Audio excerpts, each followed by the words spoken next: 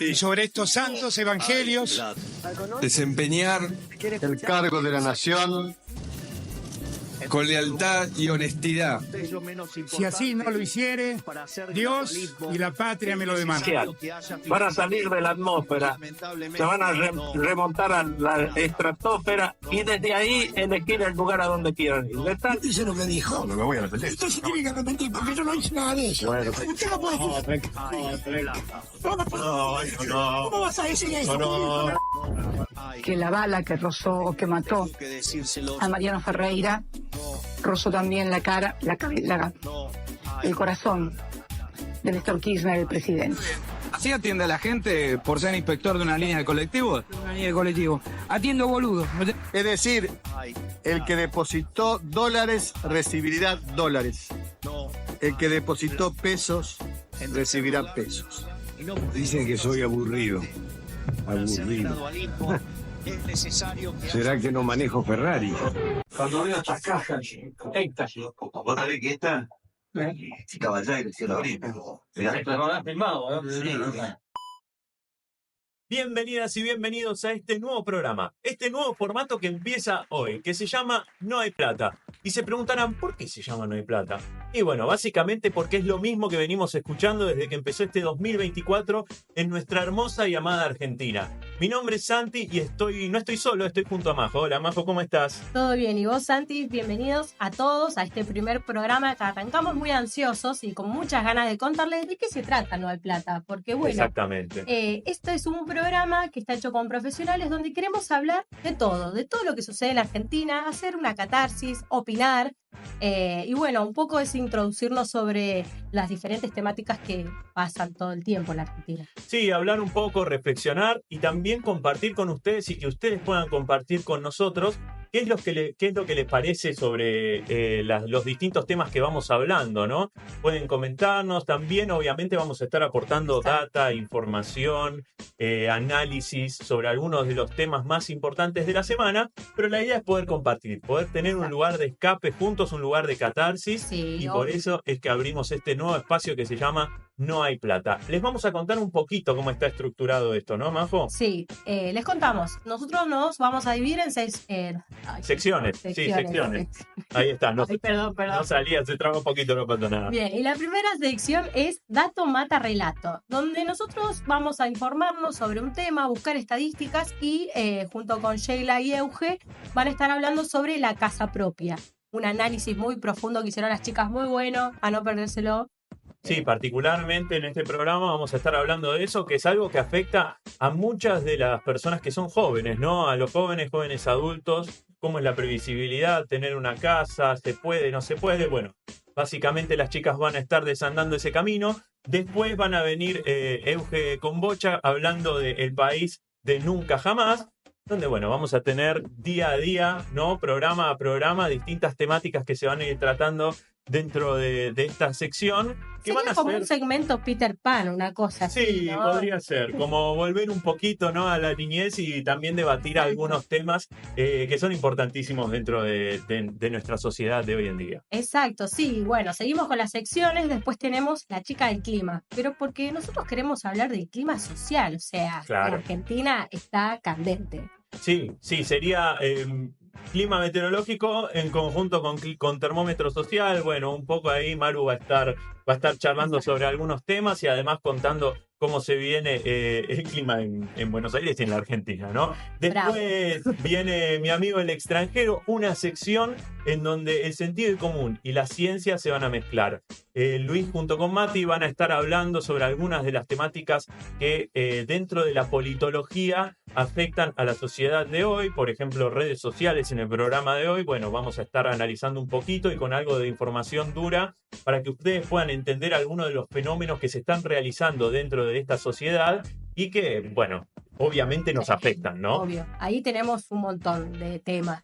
Y sí, cerramos la frutilla, el postre, es la editorial que la hace Arturo, que, bueno, nos va a dar una pequea reflexión sobre este Día del Trabajador. Porque, bueno, hay muchas cosas que están sucediendo y que necesitan ser analizadas, así que desde esta perspectiva va a estar muy bueno e interesante. Sí, una semana que fue revolucionaria dentro del ámbito laboral, así que bueno, vamos a estar junto con Arturo haciendo todo el análisis de eso y dando una editorial, ¿no? Un cierre, un moñito a lo que es la realidad y lo que estuvo sucediendo. Vamos a decirle dónde nos pueden encontrar, ¿no? Sí. En YouTube nos pueden buscar como Construir Comunidad Stream, ese es el canal de YouTube, ahí van a encontrar no solo los programas de No Hay Plata, sino también los otros programas que nosotros producimos dentro de este ecosistema, ¿no? Dentro de esta comunidad. Sí, sí. Y también en Instagram nos encuentran, el canal de YouTube es Somos Construir Comunidad y nuestro Instagram también es Esto es No Hay Plata. Es el particular de este programita, donde se van a estar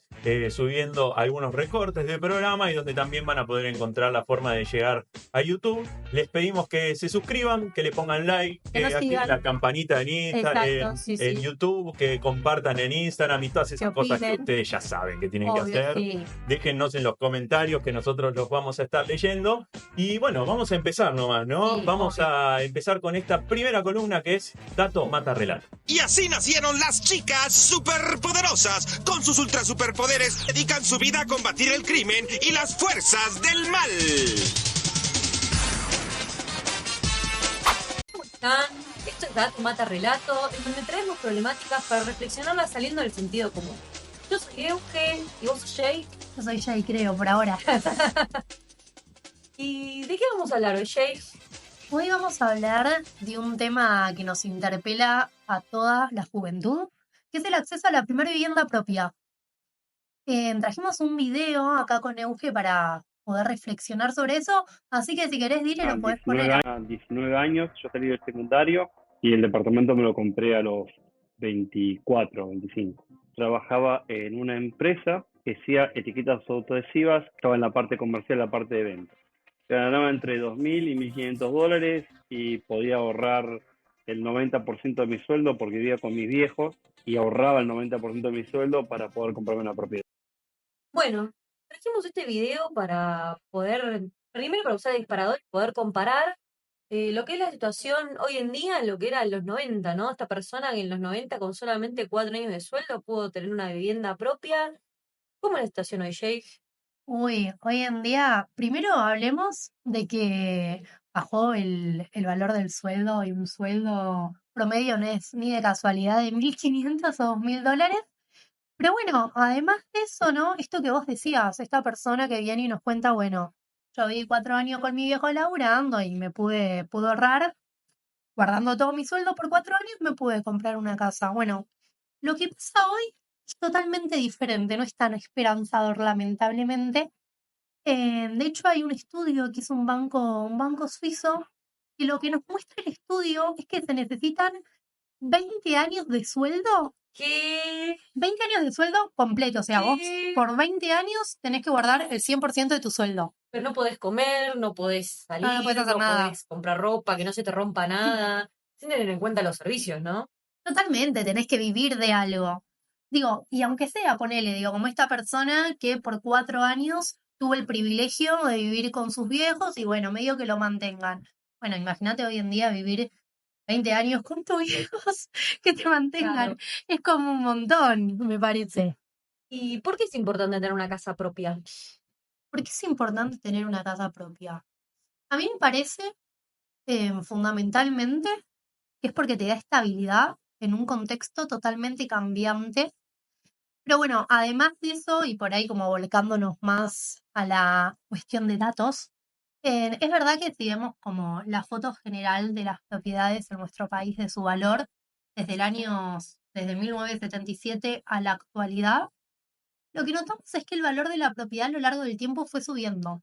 Es decir, puede haber algún que otro año, alguna diferencia interanual donde el valor de las propiedades se reduce, pero si miramos la foto así global, lo que vamos a notar es que el valor de las propiedades siempre aumenta, por lo cual invertir en techo es una gran inversión porque conservas tu dinero y además el patrimonio va aumentando de valor y está dolarizado. Y además tengamos en cuenta que el ladrillo es una moneda corriente para el ahorro en Argentina hace ya muchos años porque también están anclados al precio del dólar.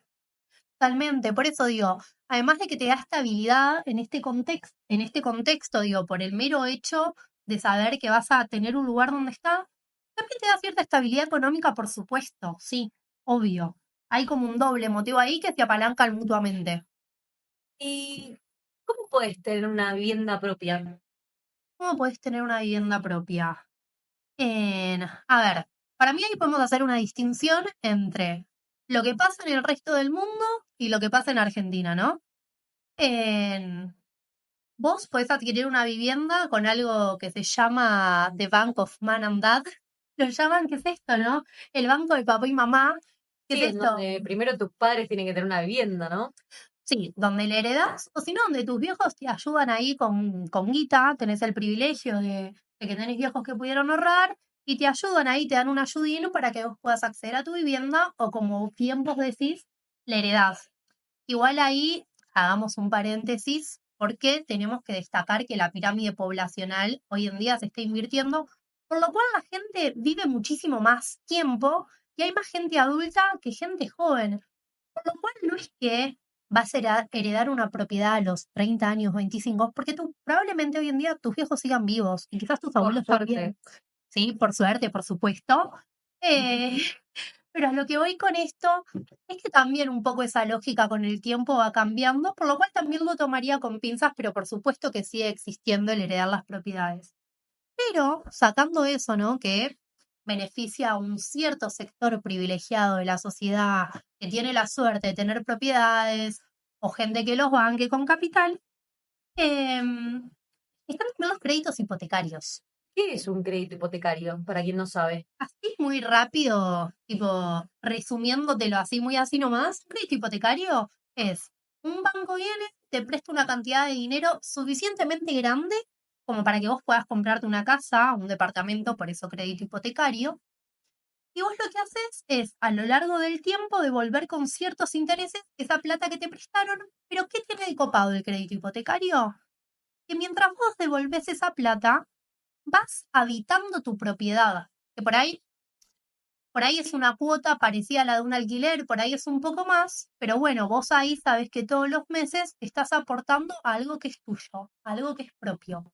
Y si son tan copados, ¿por qué no veo gente que vaya corriendo a sacar créditos hipotecarios? También ahora lo podemos decir, pero la juventud está como bastante desesperanzada, ¿no? De lo que es tener una vivienda propia y ya de hace muchos años, porque como traíamos desde el video, la situación que pasó de los 90 al día de hoy son más de 30 años en donde claramente no es la misma situación en donde vos podés ahorrar tu sueldo y comprarte una casa o un No. departamento o lo que sea. No, totalmente, y coincido, es verdad que el valor real de los sueldos bajó. Es mentira que los jóvenes no tenemos ganas de tener una vivienda propia. Primero remarcar eso, no simplemente porque como jóvenes nosotras somos el fiel testimonio de eso, de que sí, por supuesto, tenemos ganas de tener una vivienda propia, sino que también hay un estudio que hizo el Banco Mundial a alumnos de secundario. Y estos alumnos de secundario le preguntaban, che, bueno, si tuvieses la suficiente cantidad de dinero como para invertirlo en algo, ¿en qué lo harías? En joda. No, ¿No? bueno, No, ¿no? no, la verdad que no. Mira, Pese a que el sentido común, viste, se dicen que las juventudes estamos descarriladas, qué sé yo, no pensamos en el largo plazo, lo que venían a responder estos jóvenes es que, en primer lugar, invertirían ese dinero en una casa, en una vivienda propia. Y me parece que no es un dato menor. Y volviendo... o sea que los jóvenes no tienen ganas de vivir con sus padres hasta los 30 años, no lo hacen por placer. No, por supuesto que no lo hacen por placer. Por supuesto que no. Lo que pasa es que en el contexto en el que estamos actualmente, y remitiéndome a la pregunta que vos hiciste recién, bueno, ¿y pero qué onda con los créditos? Y lo que pasa también es que desde 2001 a 2015 en Argentina, en esos 14 años, fueron los años donde menos créditos hipotecarios se dieron en el país. ¿Por qué?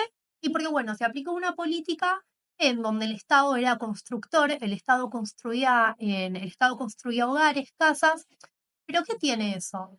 Que vos no podés paliar el déficit habitacional. O sea, hoy en día hay 2.5 millones de jóvenes entre Que son, ¿cuánto? Como el 40% de Sí, que son el 40% de los jóvenes.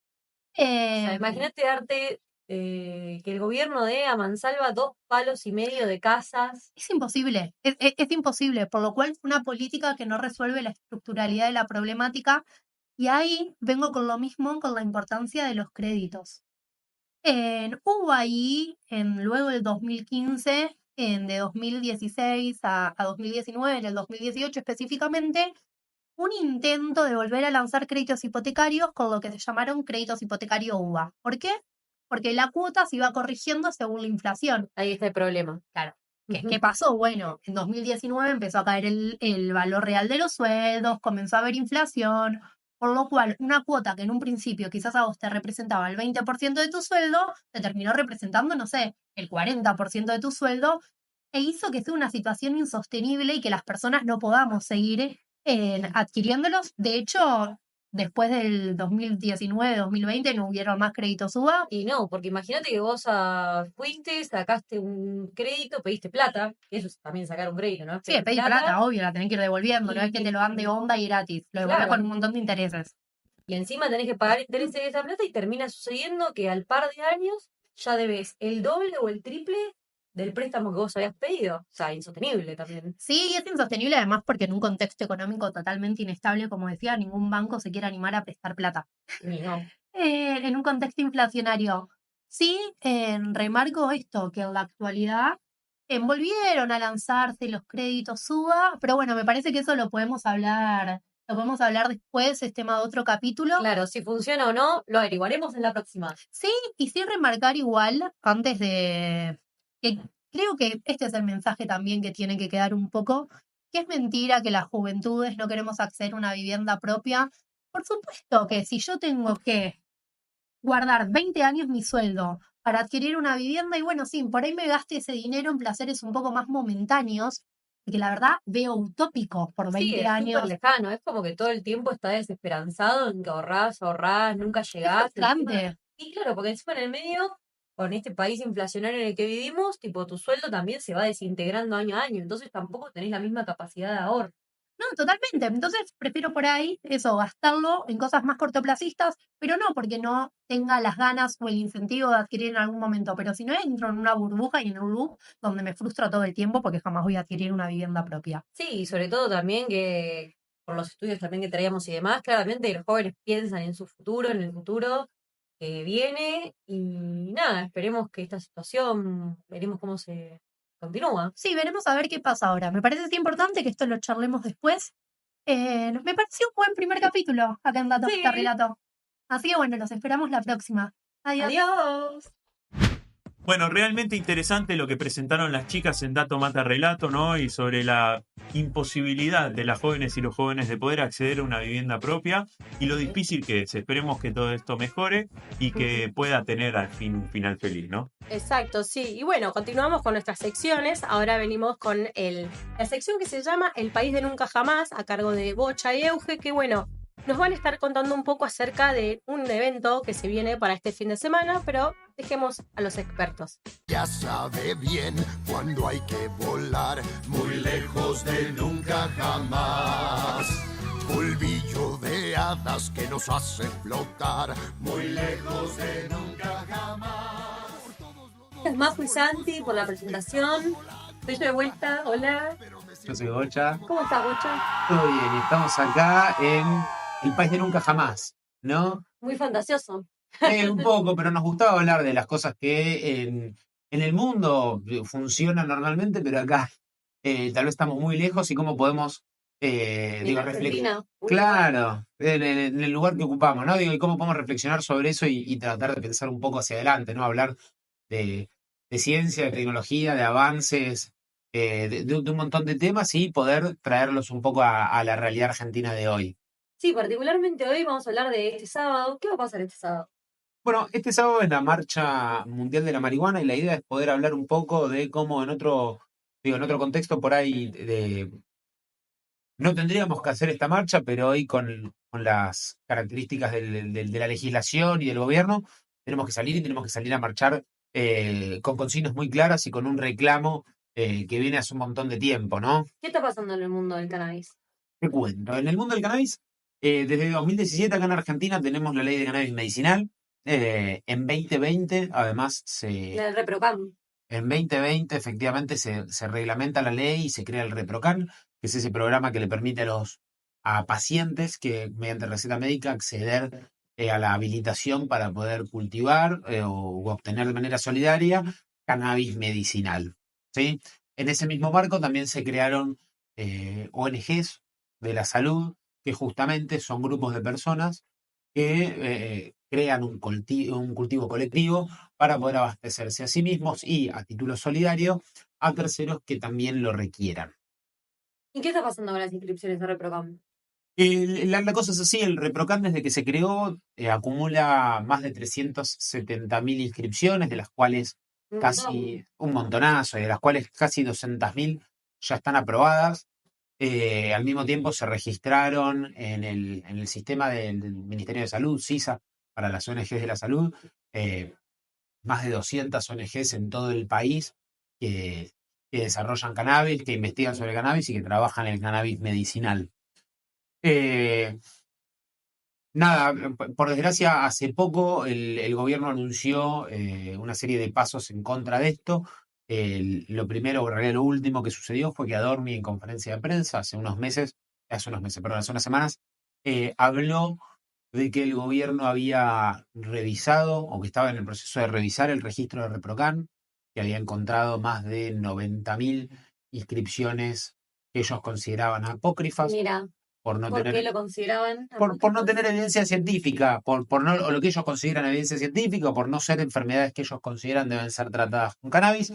Al mismo tiempo, el gobierno anunció que congela por lo menos por 6 meses todas las inscripciones relativas al cannabis en el INASE, que es el Instituto Nacional de la Semilla, y también dejó desde febrero sin directorio, porque lo designa el Ejecutivo, el ARICAME, que es, o la ARICAME en realidad, que es la agencia que regula el cannabis medicinal y el cáñamo industrial en el país. Sí, o sea que básicamente todos los derechos que ya se habían conquistado, no todos obviamente, pero los que se habían podido lograr como un derecho bajo un consenso con el Estado, tipo a través de un montón de lucha y demás, tipo acuerdos que llegamos como el cannabis medicinal, en donde hoy hay personas que están declaradas que lo usan como una medicina, lo que ya está puesto en investigación, lo que ya está involucrado en los clubes de cultivo, como parte de la cultura, tipo, todos esos derechos, hoy el gobierno los quiere rever esos términos, ¿no? ¿En qué términos, tipo, los establecieron? Sí,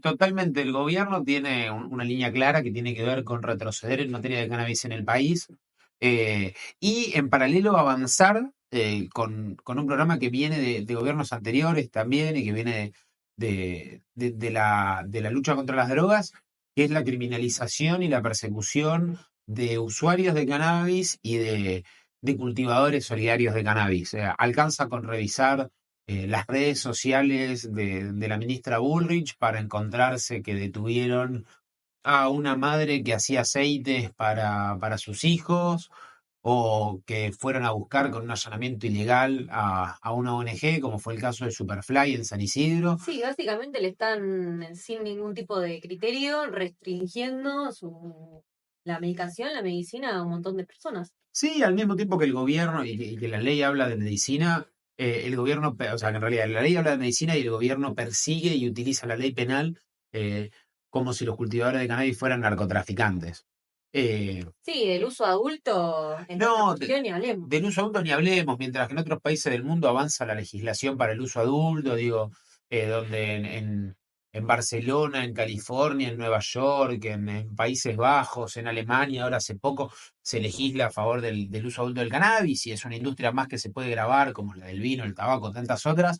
En Argentina, francamente, retrocedemos. Y es por eso también que este sábado está la marcha, ¿no? Y algunas de las consignas que tenemos acá de la marcha, para leer y también sintetizar un poco el reclamo, son basta de presos por marihuana, Reforma de la ley de drogas, regulación del uso adulto de cannabis en Argentina, una ley que reconozca a los clubes de cultivo como parte de la cultura canábica ningún retroceso en el ReproCam, y la reapertura de inscripción en el INASE, INASE. en el Instituto Nacional de la Semilla. Sí, y es un poco en ese marco que se da la marcha, ¿no? Y por eso el sábado nos vamos a concentrar directamente en Congreso a las 4:20 de la tarde, en nuestro horario de cabecera, para poder llevar adelante este reclamo. Y si quieren más información, más data de lo que fue el evento, que pasó con la marcha y cómo siguió avanzando el tema legislativo del cannabis. Véanlo por Cultivando TV en el próximo capítulo. No No, se no. pierdan. Por este mismo canal de YouTube vamos a hacer un seguimiento de la marcha y sus repercusiones. ¿Sabes, Majo, que el otro día estaba justamente ordenando algunos discos? Contame Me más. cayeron Gloria Estefan, Rubén Blades, Juan Luis Guerra, y estaba pensando en Luis, ¿no? También. Como me vino a la cabeza. En la próxima sección, mi amigo el extranjero. Bueno, los chicos nos van a contar un poco sobre el funcionamiento de las redes sociales hoy en día, cómo afecta al ciudadano, cómo afecta al argentino. Bueno, la verdad que es un tema bastante interesante, desde otra mirada más filosófica y bueno, vamos a verlo. ¿Te parece? Sí, adelante. Ahora se viene una sección en la que vamos a hablar de un montón de cosas relacionadas a la filosofía política, un poco con información, vamos a reflexionar de distintos temas. Mi nombre es Mati, yo soy una persona hiper curiosa y me gusta un poco traer ciertas temáticas puntuales y poder debatirlas con un poco más de información. Para eso necesito a un profesional en la materia e invité a mi querido amigo Luis Carreño, que está acá al lado mío. ¿Cómo andas, amigo? ¿Todo bien? ¿Todo bien? Bueno, Luis es politólogo, les cuento, y ¿cómo pensás encarar esta situación? Bueno, yo voy a hablar más de la discusión de la filosofía política, no vengo más del palo del tema del mainstream, así que la idea es bajar temas vinculados al sentido común y desmembrarlos un poco, ¿no? Desde la teoría y tratar de pensarlos filosóficamente. Genial. De manera copada. Bueno, mira, hablando un poco de eso, amigo, el otro día estaba pensando, todo arranca así, veo una nota que tiene que ver con esto de las redes sociales, ¿viste? Sí. Y todo ese mundillo de las regulaciones de redes sociales, y bueno, me gustaría un poco hoy que hablemos de lo que son las redes sociales. ¿Vos cómo te llevas con las redes sociales? Bien, como todos, creo que todos tenemos un perfil, ¿no? Público en las redes sociales. Creo que hoy hay una sociedad de la transparencia donde todos tenemos nuestros intereses volcados a la virtualidad y bueno, hacia esto creo que vamos a hablar un poco de eso, ¿no? De cómo esos intereses, esos datos personales que están ahí navegando. Es todo un mambo, boludo. Es todo un mambo. Posta que el mambo de los datos es un flash, boludo, porque uno tipo va metiendo info personal, ¿viste? Un montón de cosas. Y eso lo va chupando, nada, una empresa, boludo, tipo, básicamente. Y después como usa la empresa, eso es muy loco, boludo. Yo creo que, bueno, para hablar de esto, traje un par de datitos que me parecen hiper interesantes. Y para arrancar, quería un poco como mostrar cuánto abarcan las redes sociales o qué tan importantes se volvieron con el tiempo.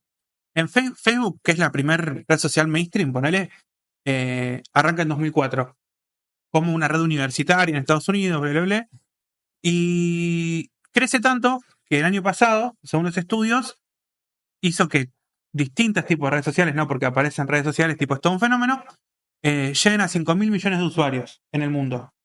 Y en Argentina, un estudio que sacó We Are Social decía que usamos el 70% de la población usa redes sociales. O sea, son 31 millones de personas que usan redes sociales más o menos 3 horas, boludo. Eso lo que me hacía pensar es que lleva a un proceso más de democratización, puede ser, de la información. Sí, sí y no. A ver, el problema de que vos vuelques tus datos, tu información en la virtualidad es que te hace sentir la noción de que vos sos libre, ¿no? Hay un autor surcoreano que se llama Byung-Chul Han que pensó esta sociedad postmoderna, ¿sí?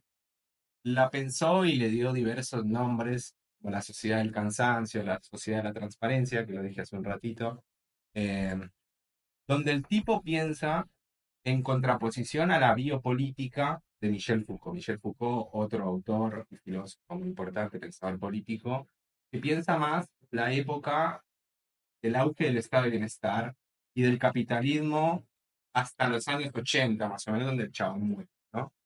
¿Qué pasa con Byung-Chul Han?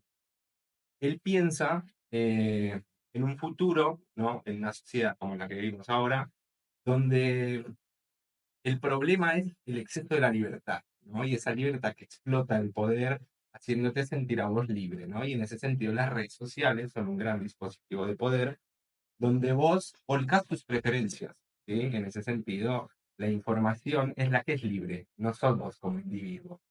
Pero vos, no sé si viste, por ejemplo, la otra vez en en la estación, no sé si era de Sarmiento o de Tren Roca, donde había gente por 70.000 pesos haciéndose escanear su ojo para dar sus datos biométricos. Sí, un montón, ¿no? boludo.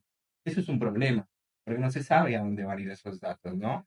Entonces, lo que hay ahí es una cuestión vinculada a cómo vos, ¿sí?, entregás de manera libre tus datos y a su vez esos datos van a volver hacia vos mostrándote ciertas preferencias y haciendo que vos tengas determinadas conductas. Una de las conductas más importantes, ¿cuál sería? La conducta electoral. Porque Claro. vos vas a ir a- Bueno, el poder es información, boludo. Dicen, ¿viste? ¿Cómo es esto? O sea, la información es poder, va.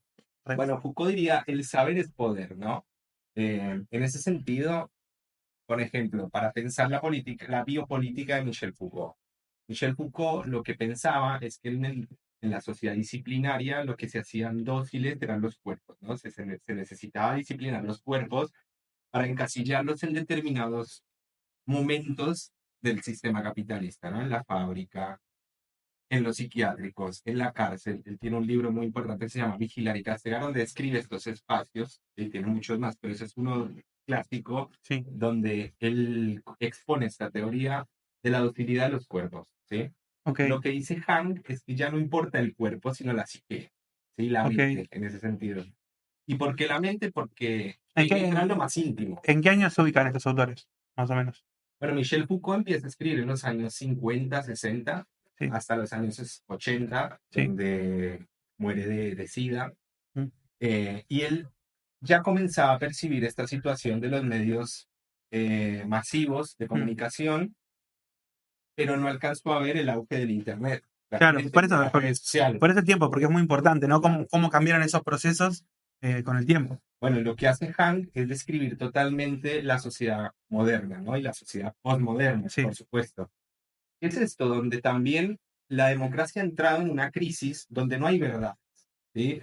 Donde cada segmento de la sociedad, cada persona como nosotros que estamos acá tratando de tener un medio de comunicación sin ningún tipo de financiamiento fuerte, tenemos la capacidad de generar contenido. Sí, la pluralidad de las voces. Claro, donde hay una gran pluralidad de voces, lo que se genera es que no hay un relato político, lo político se ha diluido. Entonces, cuando vos tenés un gran relato o grandes relatos de lo político, lo que hace la política hoy en día, las campañas, es totalmente gestionar esas demandas. O sea, ya hoy la cuestión práctica de crear un relato moral de lo bueno y lo malo, de lo correcto y de lo incorrecto, se diluye, y hoy vos actúas políticamente a través de un like y un dislike. ¿Y qué? No vas a actuar políticamente como un ser libre a discutir los asuntos públicos, sino que los discutís desde la banalización, desde el meme, desde el like.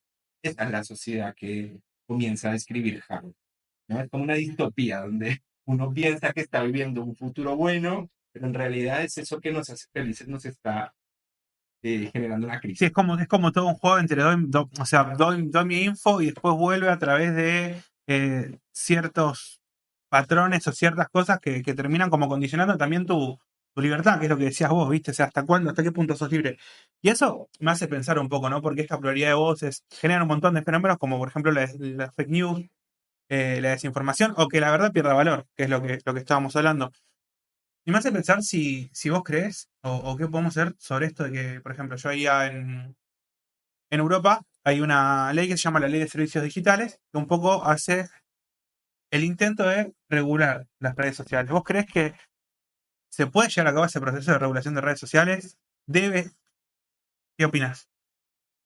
Mira, no me creo con la facultad de determinar si es necesario regular las redes sociales. Para mí es un debate que inclusive los invito a pensar, ¿no? Pero sí entiendo que es importante pensar hasta qué punto esa libertad, esa noción de libertad, donde nosotros nos exponemos y nos desnudamos totalmente hacia lo virtual, hacia esas grandes ágoras virtuales, son beneficiosas para la democracia. Y en donde claramente, de nuevo, no ganan los relatos ni las verdades de lo político, sino las fake news, las posverdades, ¿no? Entonces, ¿qué hacemos cuando un candidato gana, ¿no? Como por ejemplo Javier Milei, como Donald Trump, como Giorgia Meloni. Bukele, donde hay claramente como una administración, ¿sí?, de las emociones, no tanto de la racionalidad de lo político.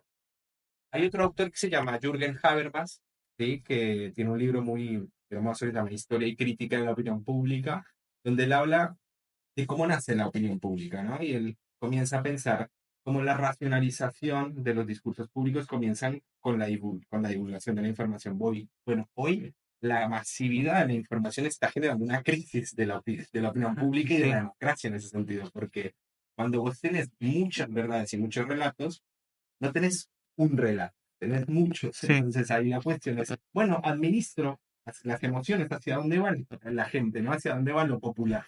Y ahí es donde comienzan también estos gurús, ¿no?, de la comunicación política a asesorar a estas personas a administrar lo emocional. Sí, como Santi Caputo, por ejemplo, sin ir muy lejos. Caputo, que para mí hay que decirlo, es un tipo que supo leer un espíritu de época y crea un gran relato a través de la administración de las emociones y de las fake news y de generar y de degradar la racionalización de la política. Eso es lo que se está perdiendo hoy con la masividad de la información, con lo cual no sé si está bien o mal regular la información por las redes sociales, porque también es un espacio de libertad de nuevo, donde nosotros creamos que somos libres, pero ese espacio de libertad genera una crisis. Lo que a mí pero se degrada.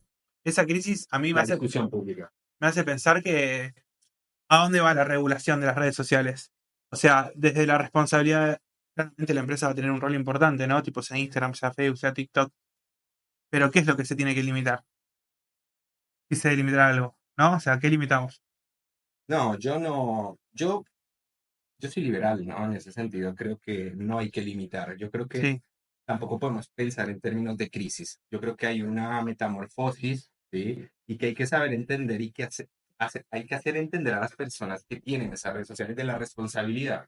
Es como las drogas en ese sentido, ¿no? Porque el uso adulto de las redes sociales. El uso adulto de las redes sociales. Y pensar que a través de esas discusiones que se dan en las redes sociales y esta degradación de lo político, podemos tener los gobiernos que tenemos, ¿no? Entonces hay que hacernos responsables. Yo no sé si es una cuestión de regularnos en términos de poder efectivo contra la libertad de expresión, sino de administrar esta libertad de expresión de manera más responsable, y eso es un trabajo individual, ¿sí? También colectivo, pero muchísimo más individual, donde la sociedad neoliberal hoy, cada uno con su propio smartphone es responsable del contenido que genera y de lo que también recibe. Para eso también está esta sociedad algorítmica que nos dice hacia dónde ir. Bueno, entonces se debería reforzar un poco la responsabilidad civil acerca de sobre cómo usar redes sociales. O sea, parte de tu capacitación. Debería haber más información sobre o tu relación con el internet, por ejemplo, en general. De nuevo, un ejemplo es lo que pasó esta semana en las estaciones de tren, donde se daban 70,000 pesos a las personas para que dieran sus datos biométricos. Eso es gravísimo. Sí, es muy mal. Esa información tiene que estar. Esa información tiene que estar y los gobiernos la deberían dar. ¿Qué hacen esas empresas con tus datos? ¿Qué conductas quieren regular? ¿A quién le venden esa información? Eso es lo peligroso. Por eso, de nuevo, Mijan me parece interesante, porque es un autor que trae esa dinámica, esa discusión de hasta qué punto eso que nos hace felices nos puede perjudicar, ¿no? Es una sociedad también del entretenimiento. Hoy no estamos en una sociedad disciplinar, donde los cuerpos de nuevo son los dóciles. Hoy lo que te hacen pensar a vos es que, a través de tu propia libertad, de tu autoexplotación, puedes ser una persona racional políticamente, puedes ser una persona que se entretiene solo. Y la verdad que lo político está vinculado a actuar en comunidad. Y eso se está diluyendo a través de las redes sociales. Sí, o se va a reconfigurar, ¿no? Es como que el tiempo también un poco va a decir las cosas, creo yo. Creo que es un debate que va para un montón. Creo que le podemos dar continuidad en otras ediciones. Pero esto es un poquito lo que queremos transmitir en este espacio. Bueno. Que se llama Amigo del Extranjero porque Luis es colombiano, por si no se dieron cuenta. Así que amigo, muchas gracias. Nos vemos. Seguimos con el programa. Adiós. Bueno, Santi, se puso fresco, me parece. Estaría bueno que hablemos un poco del clima. Sí, no solamente fresco, sino que también puede ser que vengan lluvias. Así que vamos con la chica del clima, que Manu nos va a contar cómo va a estar viviéndose el clima social y meteorológico. Buenas noches a todos y todas, ¿cómo andan? Gracias Santi y Majo por la presentación, gracias por lo de chica. Mi nombre es MC, María Cristina, soy el alter ego de Maru Geninazzi, que da vuelta en las redes sociales y tiene un montón de responsabilidades. Olvídense de eso por ahora porque voy a aprovechar este espacio de este hermoso programa que se llama No hay plata para decir barbaridades. Y no hay plata no por nada, no estamos haciendo alusión a ninguna frase, sino que no hay plata porque está hecho con 2 centavos. Les voy a dar el clima. Acá quiero aclarar que no estudié ciencias de la atmósfera, no soy meteoróloga, soy licenciada en administración. Esa hermosa carrera con ese título amplio, pero no tan amplio como para poder dar el pronóstico. Sin embargo, les voy a contar cómo viene el clima, se los voy a decir de la forma más pedorra posible. Y en principio, baja la temperatura, hace un poquito más de frío. Sin embargo, estamos en otoño, esa época del año que contenta a los amantes del frío, a los amantes del calor. ¿Y qué nos dice mi lobito marino? ¿Qué nos dice el iPhone? ¿Y qué nos dice el Android? Que son los 3 elementos con los cuales te voy a contar cómo viene el pronóstico para el fin de semana. Dice que va a haber sol. Dice que va a haber sol mañana viernes, el sábado que va a tener una máxima de 20 grados. Así que el solcito va a estar fantástico para comer mandarina y fumarte un porrito. Y el domingo va a estar un poquito nublado. El lunes que viene arrancan las lluvias, así que sacate el piloto Santi y volvételo a poner la semana que viene. ¿Vamos un toque con el clima en la política? Vamos a ir de lo más caliente a lo más frío. ¿Y qué es lo que está más hot? Y bueno, más hot está el Congreso, que acaba de aprobar la ley pasta base. Es esa ley que, no sé si se acuerdan, había arrancado como una ley ómnibus con 600 artículos y terminó más o menos en 200. En una gran acción de los diputados y las diputadas, esto se votó en 2 días, de manera relámpago, citando solamente los capítulos. Hizo la tarea, Javier. Generó las condiciones adecuadas para que los partidos se pudieran definir y acompañaran este gran proyecto que va a beneficiar. No tengo claro a quién va a beneficiar. Vamos con cuáles son los puntos de la ley base, te lo cuento yo acá, porque probablemente encuentres el texto, ya que todavía no está subido. Así que aún no sabemos qué pomo votaron. Se votó una emergencia económica, dándole facultades delegadas a un tipo. Facultades delegadas quiere decir que pueda hacer más que lo que la Constitución le permite por 1 año a alguien que discute las políticas públicas con su perro muerto. Además, dentro del paquete fiscal, se armó un programa de condonación de deuda para todas aquellas personas que deban algún tipo de impuesto. Le descuentan hasta el 70% de los intereses y le sacan todas las multas. Y acá no entiendo el tema de los méritos. Si yo soy un empresario que siempre paga mis impuestos, ¿por qué ahora hay otro que puede no pagarlo? Eso no lo termino de entender. Se aprobó la privatización de algunas empresas del Estado, entre las cuales se encuentra Playa Ferroviaria. Quiere decir que los terrenos que están en Caballito ahora se van a poder privatizar. Se aprobó también una modificación del sistema previsional que saca la moratoria y evita que el 90% de las mujeres en edad jubilatoria puedan hacerlo, no porque sean todas unas vagas planeras que estuvieron rascándose el higo toda su vida, sino porque se dedicaron a cuidar y a tener trabajos informales. ¡Qué hijos de yuta! ¿Cómo no agarraron un trabajo formalizado? ¿Acaso no podían? Y en el plano de lo laboral, el gobierno llega con soluciones. Adorni dijo que hasta hoy el 45% de las personas se encuentran en informalidad. Este es un dato que nos vamos a grabar a fuego en la mente, porque ellos traen un plan para solucionarlo. ¿Cuál es el plan? Sencillo. Van a aumentar el periodo de prueba, que era de 3 meses, que es más o menos para ver cómo vos laburás, y ahora lo llevan a 6. Y si la empresa es muy chiquita, a 1 año. O sea que se van a tomar 1 año entero para darte estabilidad laboral. Y por otro lado, armaron un capítulo que se llama Promoción del Trabajo Registrado, que lo que plantea es que si hasta ahora vos estabas en negro, tu empleador te va a poder blanquear sin pagar ningún tipo de multa y además abonando por tus cargas sociales y por tu obra social, que es lo que no dejó de pagar, por un monto muy chiquitito y muy ínfimo. ¿Cómo llegó a aprobarse esto? Bueno, por la connivencia de todos estos diputados y diputadas. Muchos de la UCR, de la cual la gente se quejaba y decía, ¿qué onda el radicalismo? ¿Está a favor del gobierno? ¿Está en contra del gobierno? No se entiende nada lo que hace. La UCR dijo, basta con esta confusión. Estamos a favor, por favor. Miren cómo nos organizamos para votar y para que esta ley salga a buen puerto.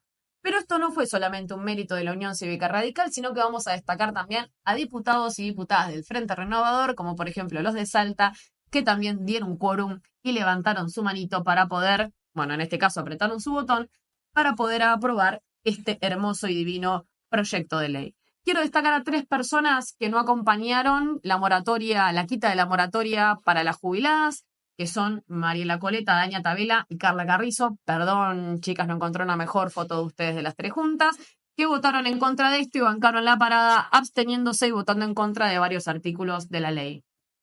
Otra cosa caliente van a ser los usuarios del subte, que se viene un aumentazo del 359%, lo que nos va a dejar el precio del subte en un valor de 547 pesos. Para que te traten así. Esto pasa ahora. El subte B estuvo interrumpido. Estas son algunas de las imágenes. Y yendo a climas un poquito más templados, la economía que se va desacelerando. Gustavo Weiss, que es el representante de la Cámara de Construcciones, dijo que se perdieron 100.000 empleos por la caída de la obra pública. Pero para todo esto, el gobierno tiene una solución. ¿Qué hacemos con la crisis inmobiliaria? Ningún problema. Proyecto blanqueo. Si sos un narcotraficante, si pasás personas de manera ilegal a través de la frontera, vendés armas o te la robaste toda del Estado y no sabías qué hacer con toda esa guita no blanqueada, ningún problema. Ahora te vas a poder comprar 4 pisos en Vicente López sin justificar de dónde sacaste la guita.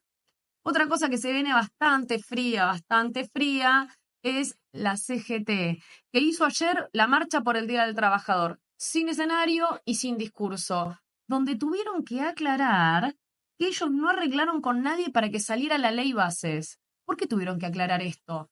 Había un borrador de un partido político que no voy a mencionar con un proyecto laboral. Y en este proyecto incluían un artículo en el que tocaban los aportes sindicales, o sea, la plata de los sindicalistas. ¿Ese artículo se incluyó en la ley bases? ¿Se incluyó? No, no se incluyó. Con lo cual esta ley únicamente tocó la estabilidad y el salario de los trabajadores. Otra cosa que está bastante fría y que no nos importa demasiado es la actitud de Javier Milei respecto al mundo de la cultura. No va a ir a la Feria del Libro. Iba a hacer la presentación de su libro acerca de libertad, de economía y bla, bla, bla, pero no va a ir a ese lugar horrendo e inmundo donde no pueden garantizar su seguridad. El presidente de la Feria del Libro, en su discurso de apertura, había dicho que no podían garantizar que nadie abucheara al presidente. Esto a Karina y a Javier les parece tremendo, con lo cual lo van a hacer en el Luna Park únicamente con gente que piense igual que Javier Milei. Y para poder cortar un poquito con las noticias del horror, vamos con un dato curioso sobre el clima. Todas las semanas les voy a traer un datito o una información. ¿De qué está hecho este lobito marino y por qué predice de manera tan hermosa el pronóstico? Bueno, en una nota que le hicieron a Cindy Fernández, quien es una verdadera meteoróloga y estudió ciencias de la atmósfera, ella nos cuenta que el lobito marino está hecho con un material que se llama higroscópico, que es un material que absorbe o libera humedad de acuerdo a la humedad que se registra en el ambiente. Con lo cual es como si el lobito sintiera la humedad que hay y nos dice si va a llover o no va a llover. Muchísimas gracias, nos vemos la semana que viene, disfruten del finde, el domingo va a estar nublado, pero me parece que todos podemos ir a ver Chacarita Tristán Suárez, que juega de local en la cancha de San Martín. Les dejo un beso grande y si sos hincha de Chacarita, seguime, hablame por privado y podemos ir juntos a la cancha. Bueno, buenísimo. Entonces ahora sabemos cómo van a estar el tiempo, ¿no? Los datos del clima y cómo poder abrigarnos. Vamos a ver si le va pegando o no cada sistema meteorológico. Sí. Bueno, y ahora continuamos con las secciones. Vamos con la última, que es la editorial, el cierre. El cierre va a estar a cargo de Arturo, que nos va a hablar sobre el Día del Trabajador. La verdad que es un tema que hoy me parece justamente se une con el tema del clima social, un tema que está bastante candente, pero bueno, escuchemos a quien sabe sobre eso. Sí, vamos a ver qué nos decía. Buenas, ¿cómo están? Bueno, bienvenidos a esta parte que va a ser la editorial, este pequeño espacio para continuar con la catarsis, pero también para poder dejar algún mensaje y replantear algunos de los temas que vamos viendo como importantes de la semana. Así que muchas gracias a Santi y a Majo por la presentación y bueno, la idea es poder continuar. Claramente esta semana vamos a estar reflexionando, voy a dejarle un pensamiento sobre lo que tiene que ver con lo que fue el Día del Trabajador, ¿no? Vinculado a, obviamente, lo que estuvo pasando en la Cámara de Diputados y esa realidad que nos toca vivir hoy como argentinos. La verdad que obviamente me parece que tiene que ser un espacio y un día no solo para reivindicar, para celebrar a todos aquellos que obviamente se levantan desde súper temprano para hacer que la Argentina funcione, para hacer que la vida de todos nosotros sea un poco más fácil, que todo esté en el lugar que tiene que estar. Así que atrás de cada cosa y de cada situación que vivimos cotidianamente tenemos que tener en claro que hay un trabajador y que cada uno de nosotros en este sistema al mismo tiempo es un trabajador. Así que obviamente que es súper importante ese 1 de mayo, desde la época de Irigoyen, que se instauró, que se tiene que tener en cuenta para rememorar. Pero al mismo tiempo no podemos alienarnos de esa situación, celebrarlos, pensar en todos esos derechos y conquistas que se dieron a lo largo de todos estos años, sin hacer una reflexión y pensar en el mundo en el que estamos viviendo, ¿no? Y un poco en todo lo que pasó en la Cámara de Diputados el otro día y la sanción de la ley de bases. Pero me parece que ahí tenemos que dividirlo un poquito el tema. Primero, hay una cosa que no podemos negar, es la realidad que tiene que ver con la transformación del mundo del trabajo, ¿no? Pensar que la Argentina y el mundo venía de una producción fabril, vinculada a la producción de bienes, vinculada a la mano de obra muy importante, con el Fordismo, con la cadena de montaje, y que obviamente va mirando algo que tiene que ver mucho más con la producción de servicios, con la utilización de la tecnología, con esta inteligencia artificial que se va inmiscuyendo en nuestras vidas y que por ahí podemos algún día profundizar un poquito más, pero que tiene que ver con un mundo del trabajo completamente diferente y que tiene otras características. Entonces, en ese marco, las legislaciones que nosotros teníamos y que fuimos construyendo durante el siglo pasado, ¿son las mejores que podemos tener para el siglo que viene, para pensar este trabajo hacia adelante? Seguramente que no.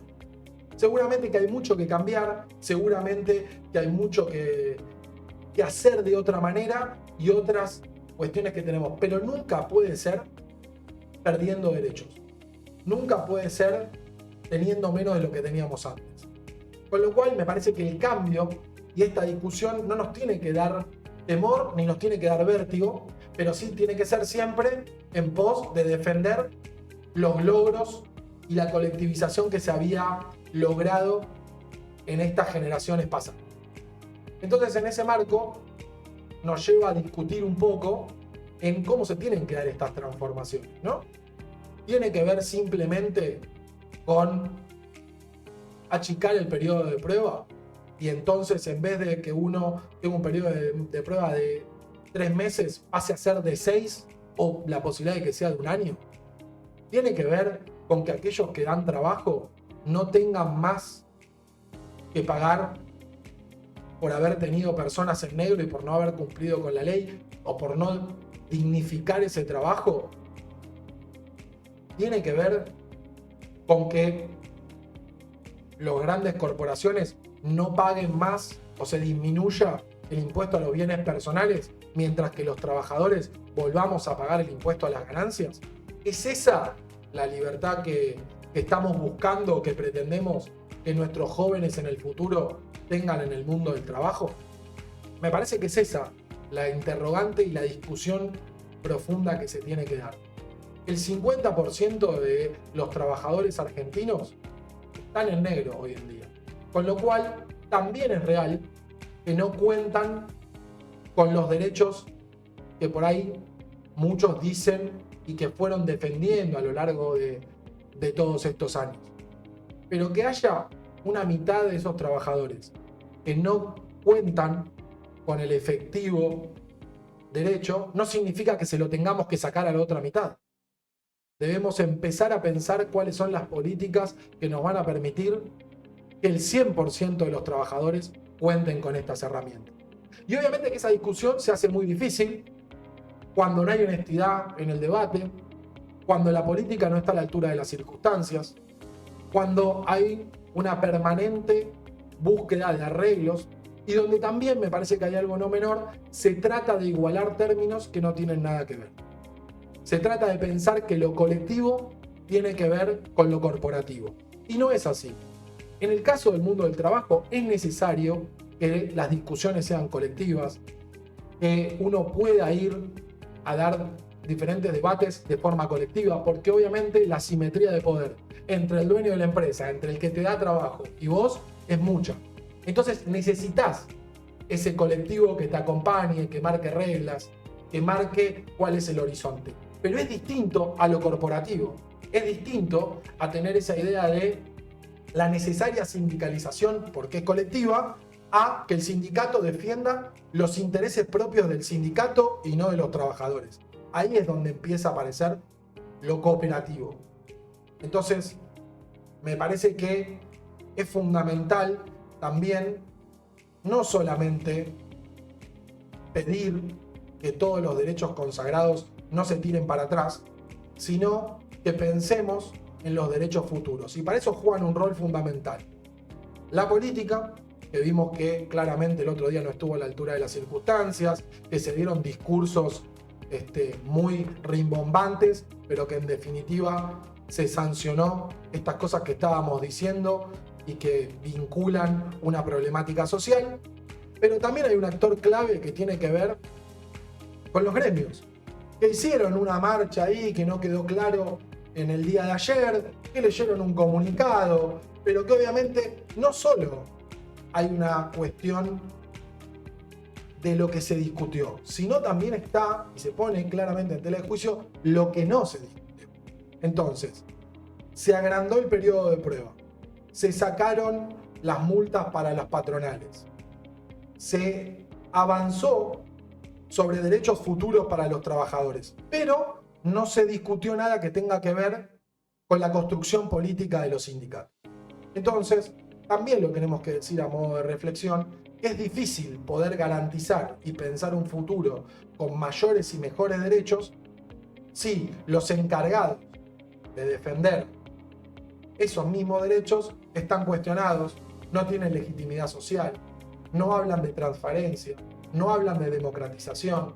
Me parece que es el momento también para que ese rol fundamental que tienen en la sociedad los sindicatos esté también atravesado por esta necesidad de transparencia, necesidad de mejor gestión, necesidad de legitimación, y que puedan terminar con esta lógica de que las mismas personas son las que conducen esas instituciones hace más de 40 años.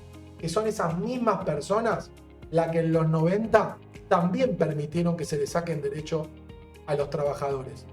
Entonces, no queremos vivir una vez más un acuerdo entre las corporaciones para garantizar sus obras sociales, para garantizar sus cajas, y la política que para hacer el ajuste se lleva puesta a la gente, que para hacer el ajuste se lleva puesta a la clase media y a la clase trabajadora.